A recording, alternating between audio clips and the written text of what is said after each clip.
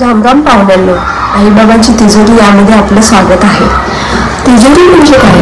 तिजोरी म्हणजे आपल्याला दिसतं ते फक्त सोनं, चांदी आणि यांसारख्याच मौल्यवान वस्तू.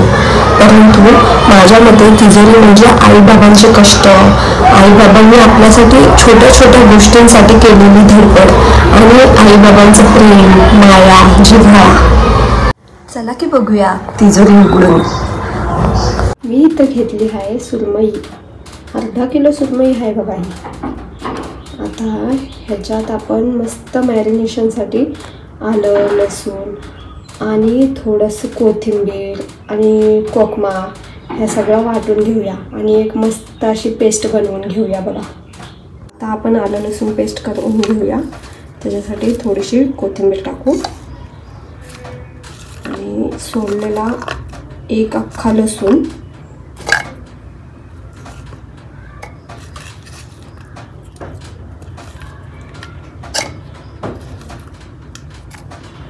आणि एक इंच आल्याचे तुकडे करून टाकूया आणि एकदम बारीक पेस्ट करूया ह्याची आणि एक छोटासा तुकडा कोकम टाकू. हे तयार झाली आहे पेस्ट. हे बघा अशी दिसते. आता त्याला मॅरिनेट करण्यासाठी वाटीत काढून घेऊया किंवा डायरेक्ट आपण मच्छीमध्येच टाकूया. हे बघा आपण आता मच्छीमध्ये आलं लसूण पेस्ट आणि कोकमची पेस्ट टाकून घेतलेली आहे. आता ही व्यवस्थित आपण लावून घेऊया. जर तुमच्याकडे कोकम नसतील तर तुम्ही लिंबू किंवा चिंच यासारख्या आंबट गोष्टींचा वापर करू शकता. फक्त दही नका घालू. तुम्ही कोकम, लिंबू आणि चिंच हे 3 पदार्थापैकी कोणतंही तुम्ही वापरू शकता. माझे बाबा गटारी स्पेशल म्हणून मच्छी, चिकन, मटन सर्व काही आणायचे आणि आई मस्त जेवणाचा बेत करायची. मग सगळे गप्पा रंगायच्या. आणि यामध्ये थोडंसं मीठ टाकूया. एक अर्धा चमचा एवढं मीठ टाकूया. नंतर थोडी हळद टाकूया. थोडासा कांदा लसूण मसाला 1 चमचा भरून आणि 1 चमचा भरून मालवणी मसाला असं मी ह्याच्यात टाकत आहे. 2 चमचे मालवणी मसाला आणि 1 चमचा कांदा लसूण मसाला टाकलेला आहे मी. आणि आता हे मिसळून घेऊया आणि मॅरिनेशनला 5 मिनिटं ठेवूया. आता आपण गॅस पेटवूया आणि त्याच्यावर तवा ठेवूया. तवा गरम होऊ दे. त्याच्यानंतर थोडंसं तेल टाकूया आपण त्याच्यावर तवा गरम झाल्यानंतर. आता मी एका प्लेटमध्ये 2 चमचे तांदळाचं पीठ आणि 1 चमचा रवा घेतलेला आहे. त्याच्यात थोडंसं तिखट टाकलं आहे, हळद टाकले आणि मीठ टाकलेलं आहे. आता हे मस्त कालवून घेऊया.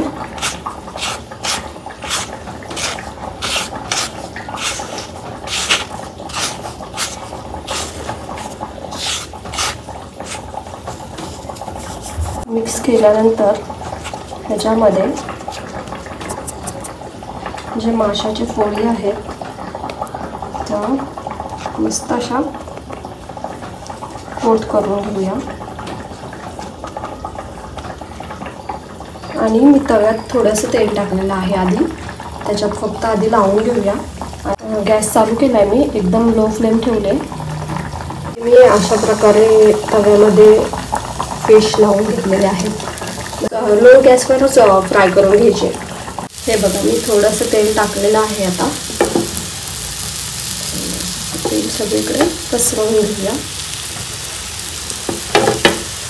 आणि गॅस आता मीडियम करूया. आपण गॅसची फ्लेम मीडियम करूया.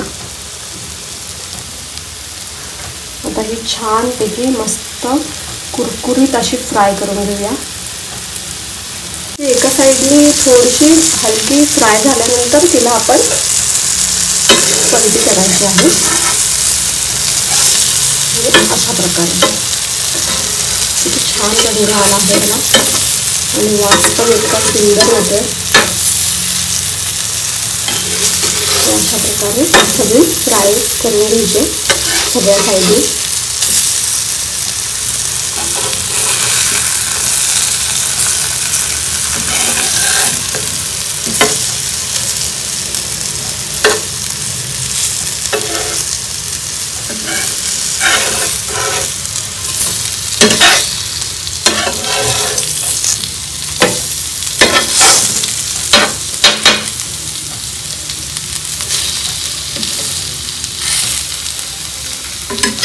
आता दुसऱ्या बाजूने आपण ह्याला फ्राय करूया. थोडंसं तेल टाकूया, म्हणजे ती क्रिस्पीपणा येईल त्याला आणि थोडीशी चांगली फ्राय होईल ती. आता हे इतके छान फ्राय झालेले आहेत, कलर पण छान आला आहे. तुम्हाला दाखवते किती क्रिस्पी झालेत ते. खूप सुंदर. हे बघा, मी क्रिस्पी दाखवते किती झालेत.